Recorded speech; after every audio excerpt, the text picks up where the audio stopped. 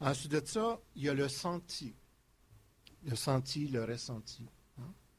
La personne qui écoute doit être en mesure d'écouter et d'identifier ce qu'elle vit pour ne pas projeter ses affaires personnelles sur l'aider et pour éviter de tomber dans les pièges de la prise en charge, du jugement, de l'interprétation, etc. Ainsi, deux éléments essentiels à l'écoute, ce que je vis et ce que j'observe objectivement.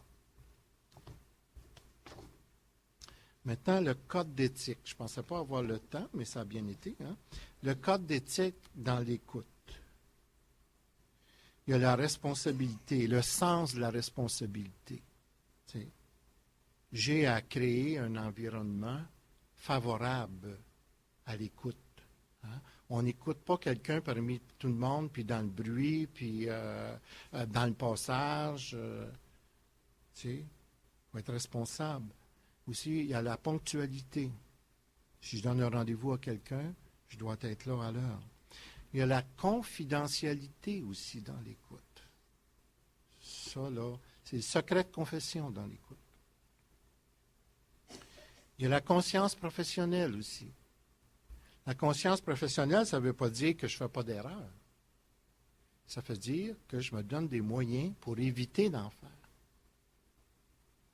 L'intégrité, l'honnêteté, ça fait partie du code d'éthique. Le respect de soi-même et le respect de l'autre. Dans le respect de soi-même, là, je ne vais pas me prostituer pour faire tout ce que l'autre veut que je fasse dans l'écoute. Là. Parce qu'écouter quelqu'un, c'est pas faire tout ce qu'elle dit. C'est pas ça, là. Tu sais, c'est accepter ce qu'elle est, mais comme personne. Mais ça me demande de faire des affaires que je ne veux pas faire. Je dois me respecter moi-même aussi, là. Parce que dans l'écoute, souvent, on a des personnes qui sont blessées, hein, puis qui peuvent nous demander des choses. Il faut savoir se respecter. Ça fait partie du code d'éthique, ça. La connaissance de soi aussi. Quand on fait de l'écoute, là, ça suscite qu'on fait un travail sur soi aussi. Hein. Parce que ça fait partie, ça, de quelqu'un qui écoute, puis qui ne va pas voir qu'est-ce qui est blessé, puis qui ne fait pas de démarche, puis qui ne demande pas d'aide, et puis que lui, il a, ou elle a l'affaire, là, moi, ça me ferait peur. Ça me ferait peur. Parce que moi, là, je considère que j'ai une bonne écoute, mais je ne suis pas parfait. Je ne suis pas parfait.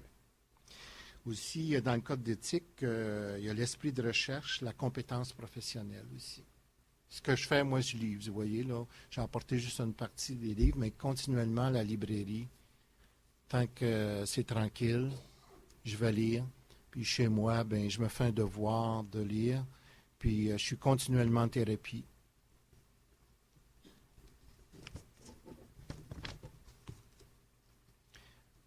Maintenant, les qualités personnelles de l'écoutant, c'était l'idéal à développer. Ça ne veut pas dire que je l'ai acquis, c'est à développer. Parce que la connaissance de soi, c'est sans fin. Hein? Donc, la connaissance de soi. L'ouverture d'esprit. Si je suis encore pogné dans ma foi qu'il y a juste moi qui ai la vérité, je n'ai pas d'ouverture d'esprit. Le souci de résoudre ses propres difficultés personnelles. La capacité à s'accepter soi-même dans ses forces, ses faiblesses et ses limites. La capacité aussi à se faire respecter dans son territoire et ses limites. On a vu tantôt que quand j'ai une personne en face de moi, j'ai à me faire respecter dans mon territoire. Il y a une place qu'il m'a échappé tantôt, quand j'ai parlé de l'écoute. Tant que j'ai une personne en face de moi là, qui pleure, je dois éviter de lui toucher, puis de lui dire « Oh, pleure pas, ça va passer ». Si vous touchez une personne, puis là, entendez-moi bien, là. Ça ne veut pas dire de ne pas lui toucher dans le sens tant qu'il viendra le temps de lui imposer des mains ou des choses comme ça. Mais dans l'écoute, si vous avez une personne en face de vous, puis qui pleure, puis vous vous sentez mal, puis vous lui touchez, Vous l'empêchez d'extérioriser sa peine. Vous la bloquez. Sauf si elle s'en va, là, en dedans d'elle, et puis à part, là ça peut être à un moment donné la ramener, là, pas qu'elle soit dans une crise. Mais en règle générale, quelqu'un qui va pleurer, quelque chose de normal, ça va lui permettre de faire de la place à la souffrance, à la peine. Si vous le touchez, elle va arrêter. Fait que là, vous la bloquez. C'est de lui laisser le temps d'évacuer.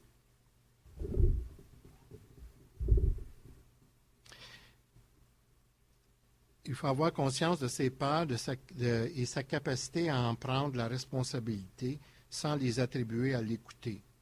Par exemple, peur de se tromper, peur des silences, peur d'être jugé. Il faut faire avec. Je la ressens, je fais avec. Les qualités aussi personnelles de l'écoutant, c'est la capacité à saisir le vécu de l'écouter, puis à reformuler l'émotion. On ne reformule pas des faits, on reformule les émotions. La capacité à accepter l'expression de tous les sentiments, tant positifs que négatifs. La congruence, on en a parlé tantôt, c'est-à-dire écouter ce qui se passe en moi et être attentif à ce qui se passe pour l'autre. Donc, le plus important, c'est la capacité d'être en relation.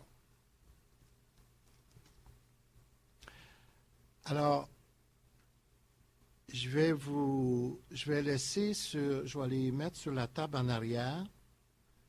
Ceux qui voudront en prendre, c'est libre à vous.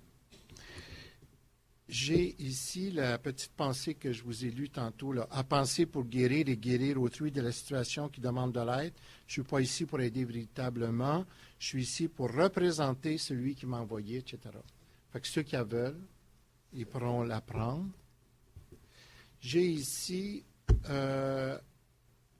pour vous aider à réfléchir sur l'impuissance, l'impatience, l'insécurité ou l'infériorité, c'était juste à titre d'exemple. T'sais. Quel est mon déclencheur, mon ou mes déclencheurs face à l'impuissance? Mon ou mes déclencheurs face à l'insécurité, à l'infériorité? Je donne des exemples. Puis comment je m'en défends pour ne pas sentir? Je vais rationaliser, je vais tomber dans le conseil, dans le questionnement. Alors ça, c'est à titre d'exemple. Ça va être en arrière aussi. L'autre feuille en arrière aussi pour vous aider. Qu'est-ce que vous avez appris ou découvert suite à cet exposé? C'est quoi vos apprentissages? Ça, vous ferez ça chez vous, ça vous appartient. Si vous ne voulez pas le faire, c'est correct aussi. Mais c'est quoi mes apprentissages? C'est quoi? J'ai-tu décelé des difficultés que j'ai dans l'écoute? C'est quoi mes forces aussi dans l'écoute? Il faut que je sois capable de les reconnaître. C'est quoi que je vais avoir à développer? Et c'est quoi la qualité que je possède le mieux dans l'écoute? Et aussi, quel est le danger, le piège auquel je risque d'être confronté? Parce qu'on a toutes certaines faiblesses dans l'écoute, hein? Mais c'est quoi le piège que je dois avoir à me surveiller tant que je fais de l'écoute? Et aussi, je vais vous laisser une autre feuille. Ça, je l'ai pris de moi, là. Un matin, j'ai décidé ça. Il y en a qui connaissent, parce que j'ai déjà donné ces deux pensées que je vais vous lire. C'est des pensées que j'aime beaucoup, qui vont dans l'écoute. À partir du moment qu'on est regardé avec des yeux qui nous aiment, on devient plus beau. La nourriture, la deuxième pensée, c'est la nourriture du cœur, ce qui peut l'alimenter et le rendre heureux, jaillit de la rencontre de cœur à cœur. C'est la rencontre du Christ, de cœur à cœur. Cette rencontre particulière où chacun révèle à l'autre sa vérité profonde et où chacun écoute celle de l'autre. Alors, on va les mettre ces feuilles-là sur la table en arrière, puis ceux qui le désirent pourront le prendre. Je ne pense pas qu'il va en manquer, mais s'il en manque, viendrez me voir. Je n'ai pas prévu de place pour des questions, puis là, je vois que le temps avance aussi pour le dîner. Mais Je travaille à la librairie, si jamais des fois ils ont... Et il y en a des fois, là, je dis ça de mon propre chef, là, mais s'il y en a parfois aussi qu'ils rencontrent des difficultés face à l'écoute, puis il aurait le goût de m'en parler,